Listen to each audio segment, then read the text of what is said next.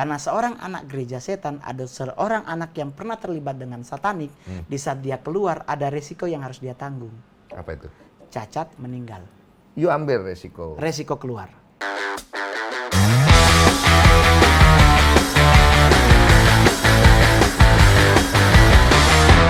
Jadi ternyata untuk jadi seorang stand up comedian itu pengetahuannya harus bagus. Yo, Iba. Tapi kita nggak mau ngobrolin ke situ. Ya. Karena tadi kita sudah bercanda terus. Ya. Kita mau ngobrolin tentang Children of God. Oh, si Ogi. Oke. Children of God ini adalah sebuah sekte. Ya, sekte. Betul ya? Betul. Di mana sekte ini memiliki gereja. Dia punya gedung. Betul. Nah, Tapi kalau untuk Indonesia, saya kurang punya data. Karena Oke. itu kan is my mommy, it's not Oke. me. Oke. Tapi kalau di luar negeri, Ya. mereka udah punya gedung. Oke. Dia punya gedung. Struktur disebut punya. gereja juga. Temple ada yang disebut kan masalahnya di luar negeri kan tidak pakai gereja. Oh, temple. Ya, ada yang pakai temple, ada pakai church. Ada. Kalau orang bilang gereja setan itu masuk ke situ.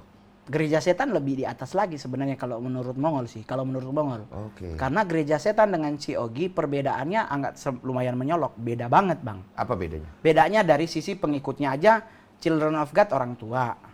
Oke. Generasi muda paling hanya berapa persen. Oke. Tapi kalau Church of Satan 99,9% harus young people. Nah, lu tadi lu adalah bagian dari apa awal Church of dulu? Satan. Mak gua yang Ciogi. Mamaku elder Ciogi. Elders tuh penatua kalau bahasa sekarang. Iya. Jadi mamaku merupakan salah satu pengerja Ciogi Sulawesi Utara. Oke. And Cuma then- kamu nggak tahu. Enggak.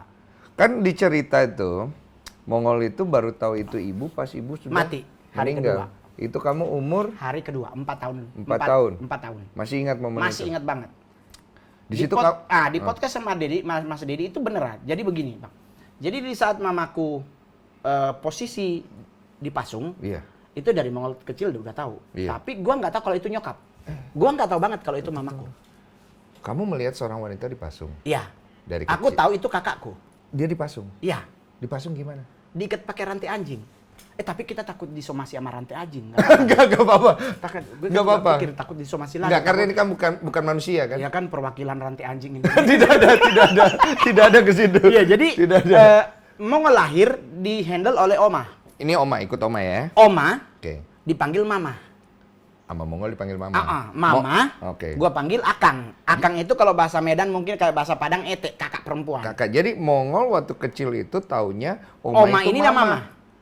Terus si yang dipasung ini kakak. Kakak perempuan. Lihatlah Lihatlah. tiap hari. Karena Mongol yang ngantri makan kan? Tiap hari. Yoi. Kurang lebih 4 tahunan kok di sana. Saksi hidupnya banyak, Bang. Abang boleh riset. Terkenal nyokap gue.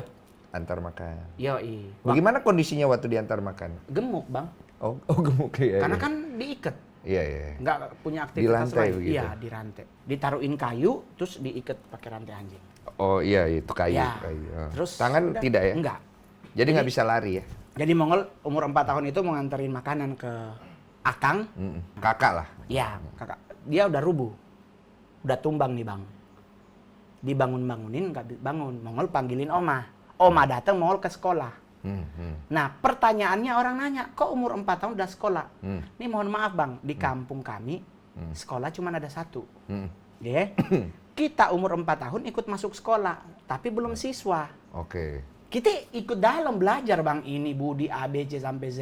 Cuma belum siswa. Belum. Ya. Nanti umur 5 tahun gua baru punya jadi siswa. Ibaratnya TK sih Iya, sebenarnya. tapi kan nggak ada TK, Bang. Orang TV aja cuma 1. Iya, paham. Antenya lebih tinggi Iya. antena. Kalau orang gitu, hidup Bang. di zaman dulu dia ngerti kok Nah. itu. Iya. Jadi dengan kondisi itu, gua memang udah umur 4 tahun itu udah masuk sekolah, tapi belum siswa. Iya. Nah, di saat nyokap gua meninggal tersebut, besoknya baru Oma ngomong.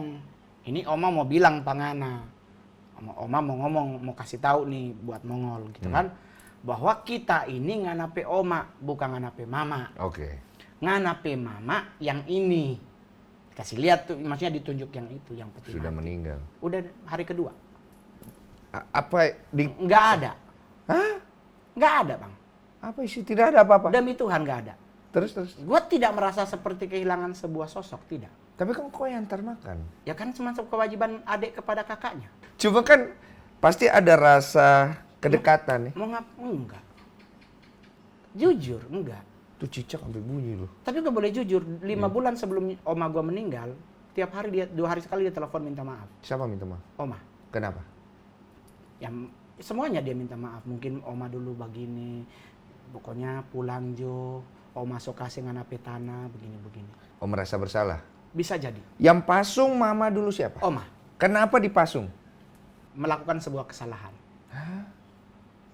Kesalahan apa sampai membuat... Ya biasalah Bang, orang-orang zaman dulu kan mungkin strata tinggi yang membuat seseorang membuat sebuah kesalahan harus dipunishment, harus dihukum. Iya, tapi kalau udah sampai ke pasung, berarti sesuatu yang bisa berhubungan dengan membahayakan keluarga atau orang lain. Mempermalukan. Lebih Mempermalukan. Dan gue juga nggak punya kekuatan Bang. Gue mau larang oma untuk dipasung, kan ya harusnya melarang saudaranya. Itu mungkin salah satu alasan 2 hari sebelum oma meninggal dia banyak telepon minta maaf. Mungkin dia merasa Dia bersalah. selalu bilang pulang Jo.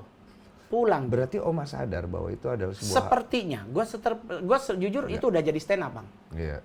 Gue selalu bilang bahwa ya mungkin, karena mohon maaf gue jujur, ini gue nggak ngomong di Mas Dedi bahwa gue terlahir dari mama, tapi gue tidak diperlakukan sebagai cucu yang baik. Gue nangkep kok itu.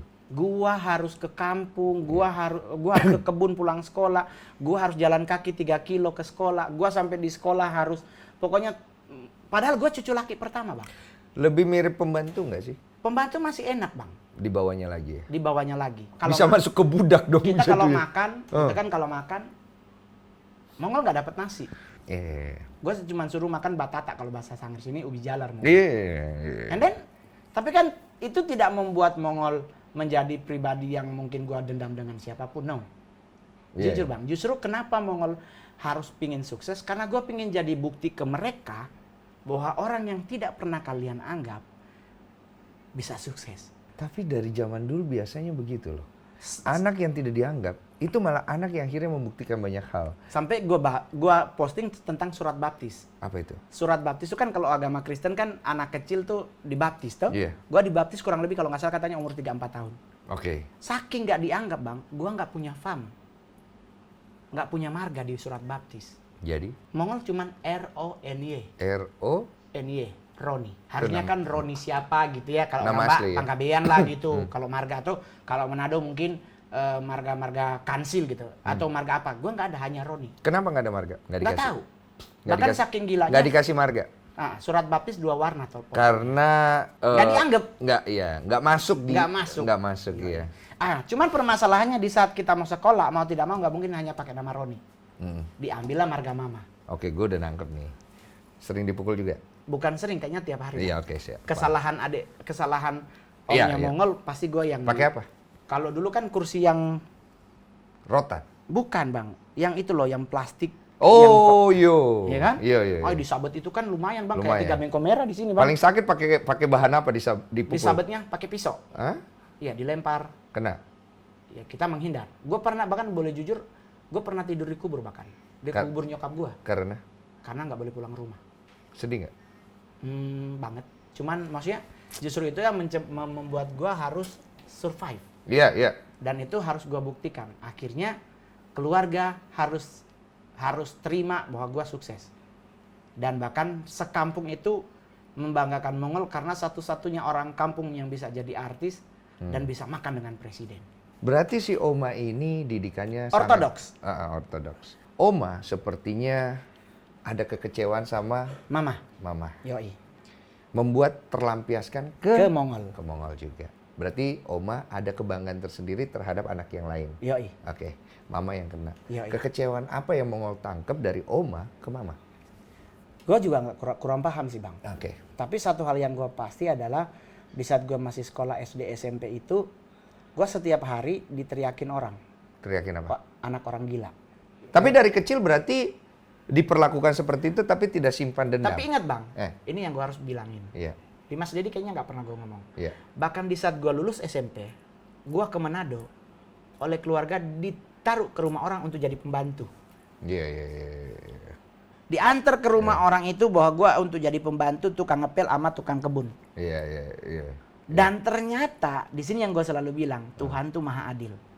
Keluarga yang harusnya gue jadi bos, mengangkat gue jadi anak asuh. Gue disekolahin orang mereka. Iya. Dibukain jalan dari situ. Yoi. Tumbuh. Nah, masa itulah yang gue kenal gereja setan Di Manado, di Manado. gereja setan. Yoi, gue ketemu dengan orang Amerika bule. Heeh, Dia ngomong join with us, heeh. dan gue join, dan gue lebih nyaman di sana Kenapa nyaman? karena mereka menerima gue. Iya, itu yang dicari semua orang. Yoi, Saat lu bisa jadi diri lu apa adanya, tanpa lu Yoi. harus dihakimi. yoi. Masuk. Gue merasa nyaman banget di situ. Itu yang gue bilang. Oke. Apa yang jelek dari gereja setan? Sampai hari ini gue nggak pernah ketemu kecuali tentang penghujatannya. Iya. Tetapi kalau soal caring, unity, Iya. humble-nya orang, Iya. terus tetap smiling sekalipun mungkin tertekan setan, Lucifernya ngamuk-ngamuk. Iya, iya. Itu gue iya. dapat di Iya, Satan. gue nonton tuh. Di mana di situ orang tidak menghakimi. Iya. Enggak, Bang. Sedangkan gereja pada umumnya, ya pada umumnya, saya tidak ngomong Iya, semua ya. iya, iya. Gue belum pernah dengar ada pendeta yang ngomong Enggak. hakimi mereka, tidak Enggak. ada. Tapi manusianya Yoi. rata-rata Pribadi pribadi oknumnya. menghakimi. Yoi. Sedangkan kalau di gereja setan komunitasnya tidak. Tidak. Lu datang Karena dengan mereka di situ adalah orang-orang yang tertolak. Yoi. Lu datang dengan sandal jepit, nggak ada yang komen. Coba lu ke gereja pakai sandal jepit. Iya, Dikomenin. dicibir, iya. Iya, sama kayak Mongol ke gereja pakai anting. Iya, iya. Bunyi semua. Bilang anak Tuhan. Iya. Berarti Mongol juga ada kekecewaan dulu ya? Loh, Bang, emang udah kecewa. Udah.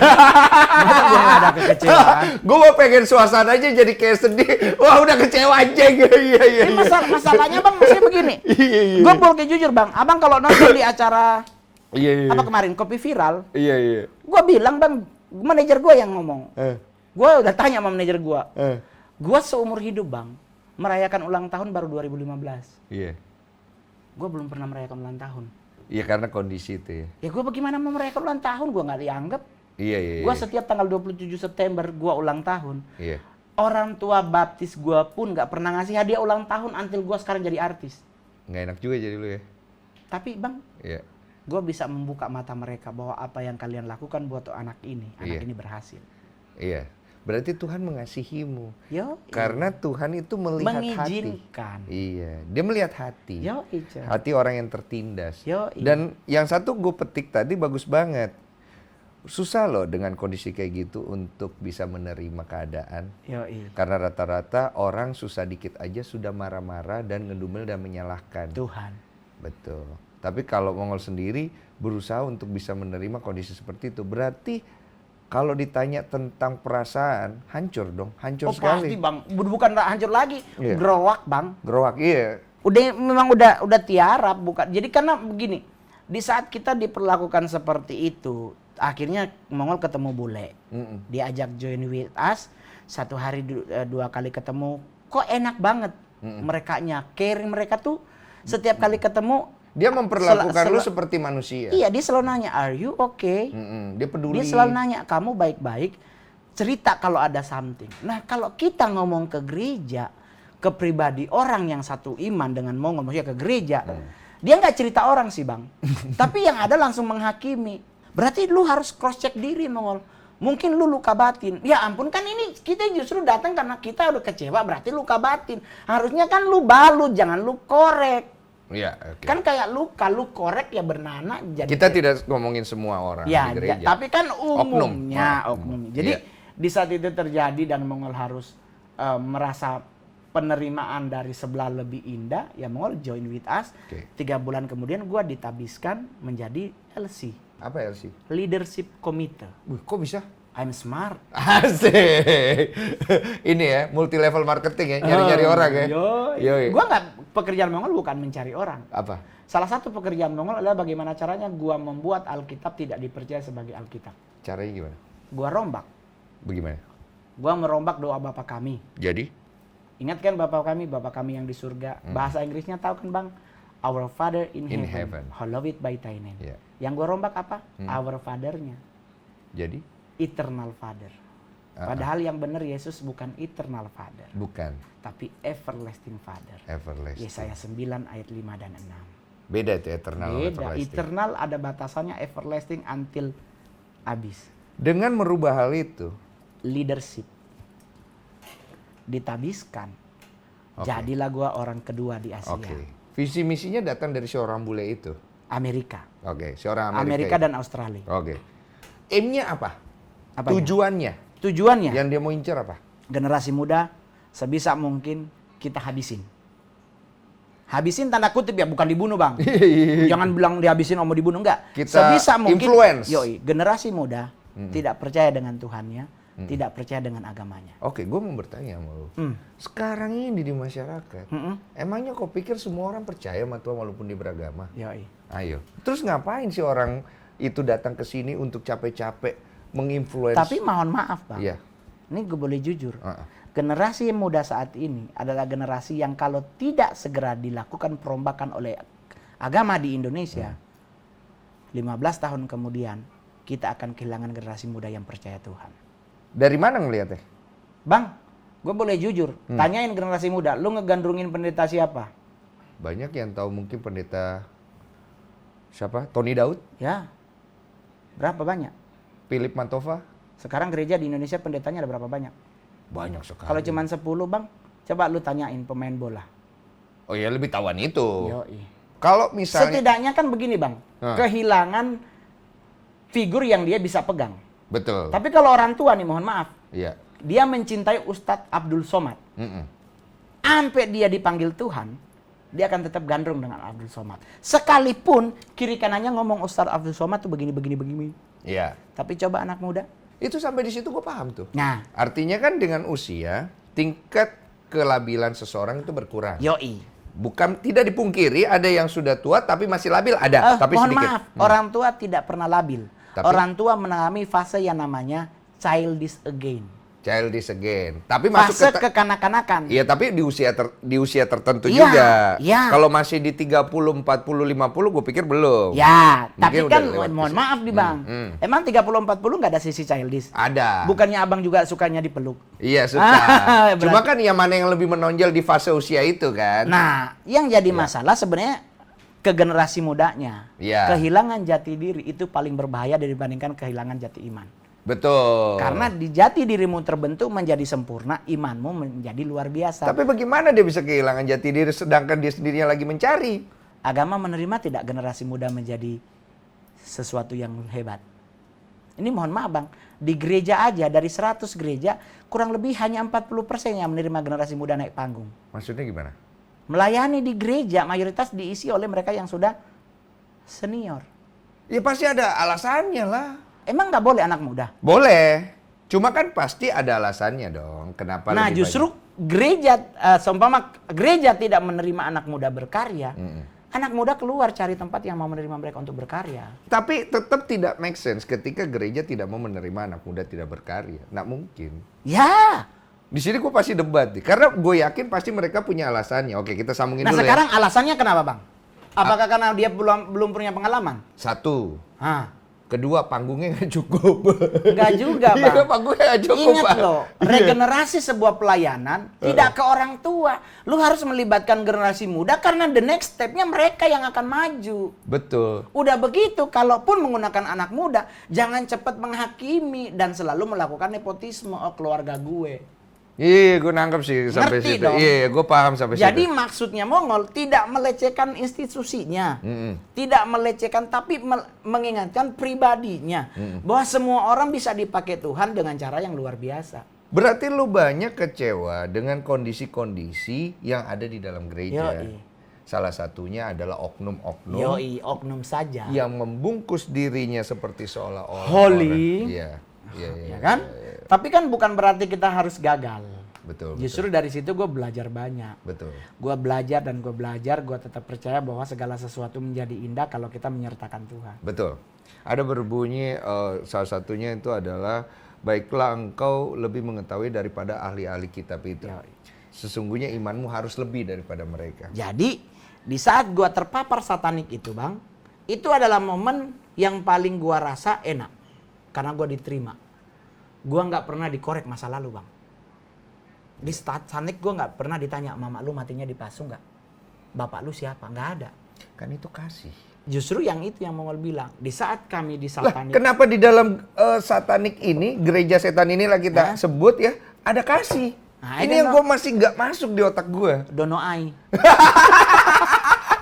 Karena gue boleh jujur bang, di saat kami di satanik nih, LC ngumpul, ya kan? Kita taruh ada 17 orang. Asik. Ada satu yang bermasalah. Nggak ada kami doain, Bang. Iya. Kita tanya masalahmu apa? Oh, gue lagi butuh uang buat bayar begini-begini. Yang kita lakukan langsung nggak ada lagi. Oke, lu tetap percaya pasti Tuhan akan bantu. Nggak ada. Oke, gue punya 2 juta. Lu punya berapa?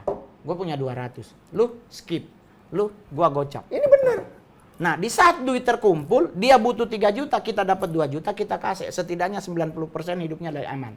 Tapi itu benar, Bos. Ini gini loh, di gereja setan yang dari tadi ini belum diobrolin detail. Makanya gue pengen tahu di gereja setan yang tadi lu ngomong baru berapa hal ini benar semua. Kenapa gereja setan melakukan Jangan itu? menghakimi. Tahu nggak, Bang? Kenapa? Karena gereja setan tahu Yesus pernah melakukan meredakan angin di Danau Galilea. Ya kan? Yang dibangunin oleh murid-muridnya. Rabi, guru, kita udah tenggelam. Apa yang Yesus lakukan? Dia berdiri, dia ngomong sama angin, diam, tenanglah. Baru dia tanya ke murid-muridnya, di mana imanmu? Itu dipraktekin gereja setan. Di saat orang punya masalah, bantu dulu, baru doain. Nah, saat ini gue pernah ngalamin di gereja belum apa-apa kita didoain. Kita butuh uang kos 300.000. Datang ke beliau. Apa yang beliau lakukan? Kita berdoa, Mongol. Mari kita berdoa kan gitu. Amin. Pokoknya Mongol tetap percaya mujizat itu nyata. Tepat pada waktunya Tuhan pasti akan menolong hidupmu. Ditolong nggak? Kita akan bertemu lagi pada minggu depan. Ibadah yang sama ya. Tetap beriman, Mongol. Udah, gue kan nggak. Lah kan gue butuh kos. Oke, gue pulang.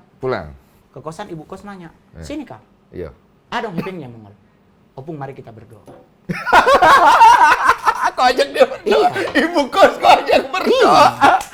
Lah tadi gue ketemu pendeta, dia ngajak gue berdoa, ya gue berdoa juga. Itu bayarannya ya? Iya, diusir lah gue ini. Jadi harusnya begini, Bang.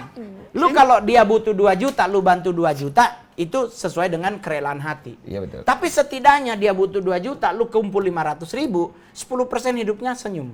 Iya. Jadi artinya ada doa, ada juga perbuatan. Iya. Nah, di dalam gereja setan itu sendiri, gue belum menemukan hal yang akhirnya membuat kenapa lu harus pergi dari sana.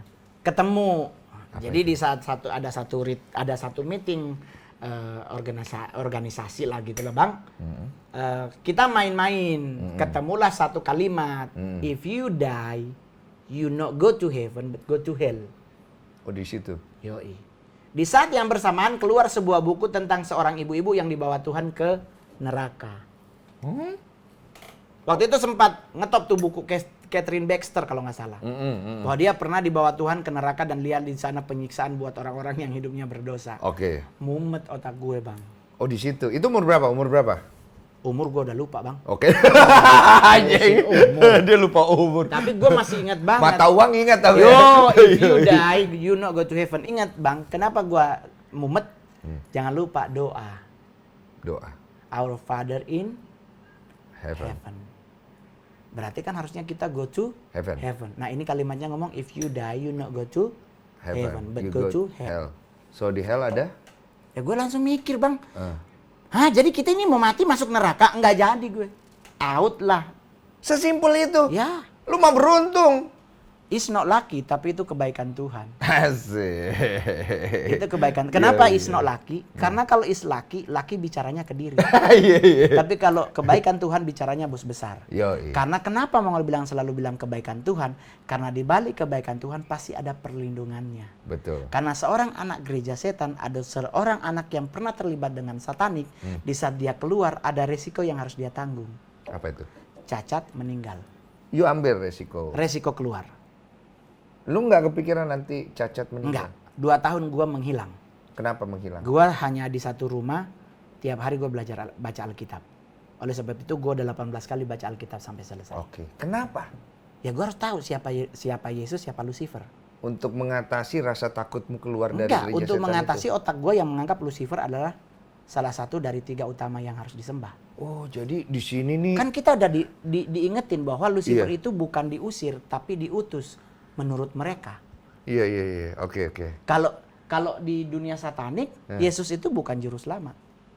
Dan dicari banyak literatur bahwa memang dia tidak terbukti. Dianggap sebagai seseorang yang tidak terbukti kejuruselamatannya. Jadi dia apa?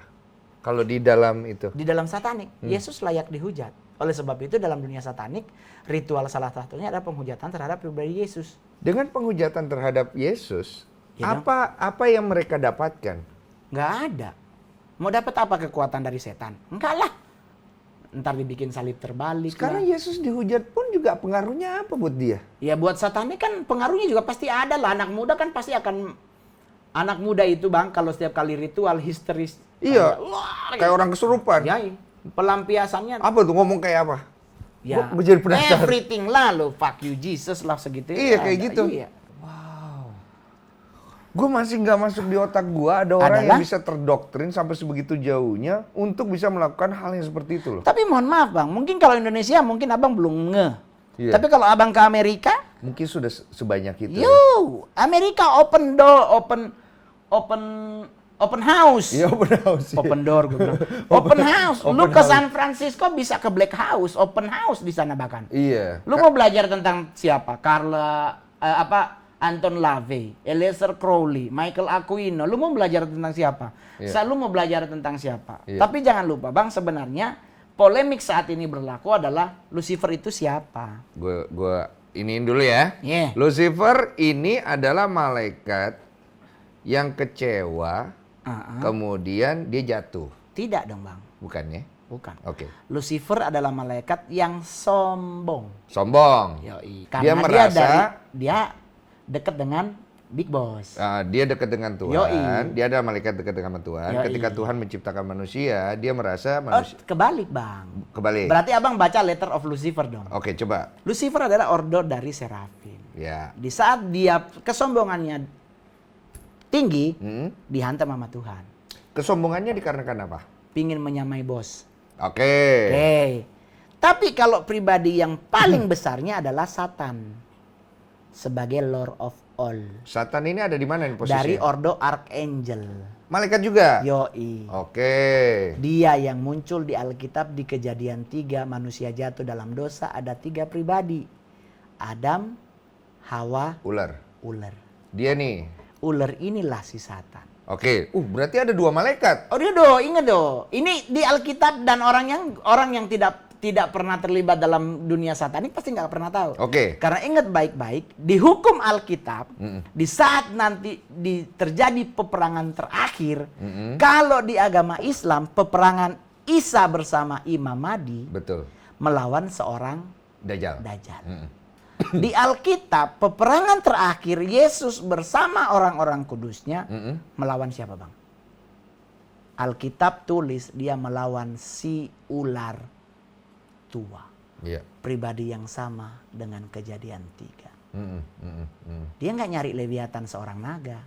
Yang dia cari si ular tua. Iya, iya. Lucifer tidak mungkin membawa Tuhan dari bubungan bait Allah ke padang gurun. Iya.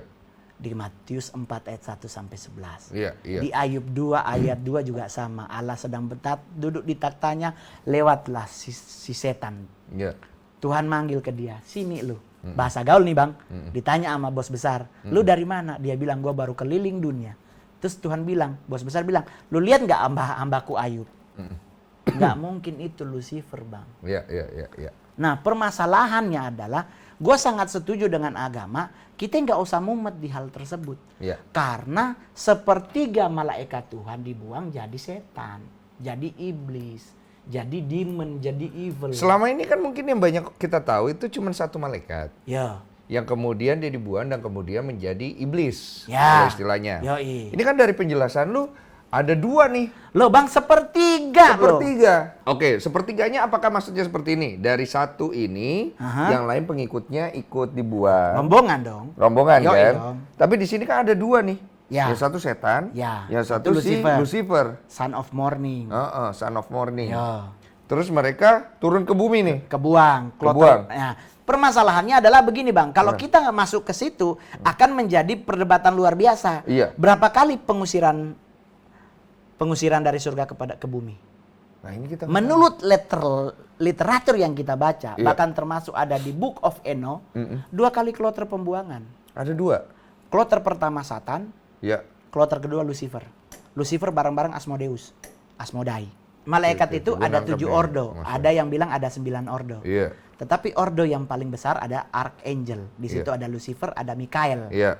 Nah, kalau di agama Kristen, di kitab Yudas, pernah Mikael ketemu dengan Lucifer. Memperebutkan mayat Nabi Musa. Iya, pernah. Ya. Apakah Mikael ngajak ribut sama si Lucifer? Tidak. Karena itu bukan Lucifer, itu Satan. Mikael cuma bilang begini, biarkan Tuhan yang menghardikmu. Kenapa Mikael tidak membunuh si Satan? Karena mereka dari ordo yang sama, Archangel. Wih, jadi konspirasi setan ini ya. Iya. Jadi kalau mau belajar, Bang, kita jangan cuma ngambil cuil. Tetapi gue setuju dengan agama, tidak ngurusin yang itu. Semua dimasukin pada satu wadah, dijatakan sebagai musuh Allah. Selesai. Iya. Satu hal yang harus kita ingat, setiap kali kita dicobai oleh siapapun, yang bernama makhluk kegelapan selalu bilang cuma satu, Bang. Apa itu? Ingat, aku diciptakan lebih mulia daripada dirimu. Oke. Kabur dia, Bang. Oke. Karena kalau lu udah mau ngomong hal tersebut, berarti lu mengklaim bahwa bos besar ada di pihakmu. Iya. Sekarang Lucifer 70 biji datang sini berani ngelawan bos besar. Iya, gue paham. Diludahin meninggal. Lucifer dan setan, kalau secara visi misi, berbeda nggak? Sebenarnya sama aja sih, Bang. Tujuannya menyesatkan manusia. Iya, sama. Cuman kan dari sisi kalau bicara kekuatan dan pengikut beda. Karena setiap orang punya legion yang berbeda. Asmodai kalau nggak salah 45. Kalau Mongol masih terlibat di satanik itu, gue punya The Dark Angel yang menjadi pelindung namanya Agares. Ya, Agares punya 155 malaikat kegelapan yang melindungi Mongol kemanapun Mongol berangkat. Gile, bisa itu kayak semacam film ya? Saksi hidupnya banyak, Bang. Percaya nggak percaya? Ada Pak Richard Maramis, ada almarhumah Ibu Manuputi, ada Pak Yoakim Huang yang ada di Bandung, Ibu Megawati. Mereka saksi hidupnya. Bagaimana di saat Mongol mereka doain, nemplok di plafon rumah, nemplok di atas bubungan rumah. Sesesat itu lo dulu ya? Matanya langsung begitu, gue takut. Bukan soal sesesat itu, Bang. Aku siapa? Kamu siapa? Iya dong. Kalau cuman yang kerucuk-kerucuk, saya kalau manggilin setan kasar-kasarnya nih, Bang, manggilin The Dark Angel. Orang lain harus gambar sigil, harus gambar map, itunya, ya kan? Taruhin lilin, kelereng atau apapun. Gue enggak, gue cuman ini ngetok tembok juga bisa muncul. Sebegitunya tuh. Iya. Gue pingin abang cacat, nggak gue pakein dukun, Bang. Hanya gue bisa nunjuk abang jatuh. Tapi kalau setiap orang itu begitu mudah untuk dibegitukan, semua bisa dong. Kan ingat, Bang, imanmu lah yang menyelamatkanmu. Berarti jadi udah kenapa jelas. di satanik nunjuk? Karena di kitab Mazmur, di Alkitab dibilang, ajarilah jari-jariku untuk berperang. Oleh sebab itu kan ada larangan Nabi nggak boleh nunjuk orang untuk ngutuk. Ya kan? PA lu gitu. Nah lu nunjuk 1, 3-nya ke lu. Jadi kalau nunjuk misalkan begini. Lu begini. Jadinya gambreng dong. PA lu! Langsung gitu ya. Jadi kan selalu mengingatkan bahwa yang namanya kutukan itu nggak boleh dikeluarkan oleh mulut manusia. Iya. Sumpah serapah nggak boleh keluar. Karena sumpah itu kesana 1, 3 ke dirimu. Dan itu akan menyerang lu kembali. Yoi coy. Jadi itulah fase, Bang. Cuman kan perdebatan akan menjadi panjang. Tapi saya selalu bilang begini, selesaikan di sini, bungkus semua menjadi satu, musuh Allah. Selesai. Tetapi ingat, di saat engkau melakukan peperangan rohani, kau harus tahu siapa musuh. Ya agak susah kalau kita harus pelajarin semuanya. Undang Mongol. Anjay. Gua ajarin. Karena kalau di Alkitab dijelasin, Bang, di Efesus 6, peperangan kita bukan melawan darah dan daging, tetapi melawan penguasa, pemerintah, roh jahat. Nah, gue pernah dengar ada tertulis tentang Armageddon. Itu kan akhir zaman, Bang. Ada beneran? Ada dong. Itu apa itu? Itu peperangan Yesus melawan dengan orang-orang kudusnya, melawan si ular Ada tua. yang bilang perang roh. Kalau rananya masuknya ke peperangan roh, bisa jadi, Bang. Tetapi masalahnya Mongol belum ke situ. Jadi kita nggak usah pikirin. Gue belum tahu. Tetapi yang harus kita ingat adalah perangnya Isa dengan Imam Mahdi melawan Dajjal itu perang roh atau perang fisik? Nah, ini kita nggak tahu nih. Itu perang yang sama. Iya. Cuman nggak kalau tahu. di Islam ada 2 pribadi, di Iya. Kristen hanya Yesus bersama Orang Kudus. Iya. Nah, apakah itu perangnya secara roh, secara fisik? Kita nggak tahu. Tapi penjelasannya kan katanya Isa datang. Iya, intinya kan endingnya Isa. Tapi ingat, Bang, peperangan tersebut nggak harus hari itu juga selesai, Bang. Ya. Karena dalam peperangan zaman Mesopotamia, rajanya tidak pernah ada di depan. Raja selalu ada di paling belakang. Nah, untuk membunuh Dajjal, untuk membunuh si ular tua, butuh waktu kurang lebih 3 tahun. Mudah-mudahan gua nggak salah. Oke. Berarti 3 tahun manusia di ambang kehancuran, Enggak, gua langsung- mempertahankan iman. Gue mind blowing tau nggak? Maksudnya gue ngebayangin kalau nanti perangnya kayak gimana gitu. iya. Apa kayak di film-film? Tapi ingat, Bang. Bobo pistol. Ingat, Bang. Heeh. Kesalahan gereja Tuhan saat ini adalah di saat dia melakukan peperangan rohani, selalu menggunakan tali. Ingat nggak, gereja selalu kami ikat dalam nama Yesus. Iya. Selalu tali. Mereka lupa Lupa. bahwa di Alkitab pun ada senjata ilahi. Apa itu? Gada dan tongkat, Mazmur. Itulah yang melindungi aku. Iya. Ada pedang, ada ketopong, ada baju sirah. Itu kan berarti persenjataan Tuhan tuh lengkap buat kita berperang. Iya betul. Kenapa cuman bawa tali? Berarti kan kita koboi dong. Bukan itu maksudnya anjing. Kenapa jadi cowboy? Lah, gue boleh jujur. Kenapa banyak pendoa yang gagal dalam doa peperangan? Kenapa? Karena hanya menggunakan satu senjata. Tali ya. Yoi. Mungkin belum dikasih pedang. Undang Mongol. Nanti dikasih pedang. Nggak bubar anjing.